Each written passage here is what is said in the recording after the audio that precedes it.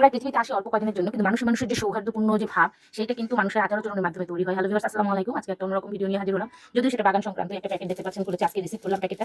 আর এটা আসছে কিন্তু সুদূর গাজীপুর থেকে। এটা আমাদের খালামণি আর আমি পেজের যে রত্না আপু, উনি এটা সার্ভ করেছেন। আমাদের প্রায় ১-১৫০ প্যাকেটে উনি এরকম সার্ভ করেছেন। গত গরমেও কিন্তু উনি এরকম বীজ সরবরাহ করেছিলেন আমাদের একদম বিনামূল্যে।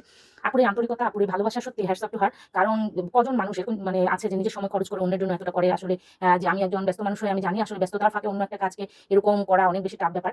অনেকেই করে না এটা। আপু যে করছেন সেজন্য আপুকে ধন্যবাদ। আপুকে আমি দীর্ঘায়ু কামনা করছি আপুর জন্য। মানুষটাকে আমি দেখিনি কখনো সামনাসামনি, কিন্তু আমার খুব ভালো লাগে, খোলামেলা একজন মানুষ।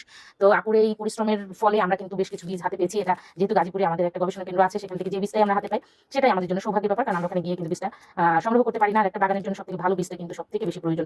তো এই বীজগুলো হাতে পেয়ে আমি সত্যি কি বলবো যে আপুর অনেক ধন্যবাদ আপুকে। আপু এই আমাদের জন্য এতটা কষ্ট করেছেন। আমি আপুর দীর্ঘায়ু কামনা করছি। এবং আপনারা যদি আপুর পেজটাকে ফলো করেন, আপুর পেজে দেখবেন সবসময় উনি বাগান সংক্রান্ত টিপস যেমন দেন, তার থেকে ওনার এই যে বীজ চারিদিকে ছড়িয়ে দেওয়ার যে মানসিকতাটা, এটা খুবই ভালো। এবং এটা আমি খুব প্রশংসা করি আপুর।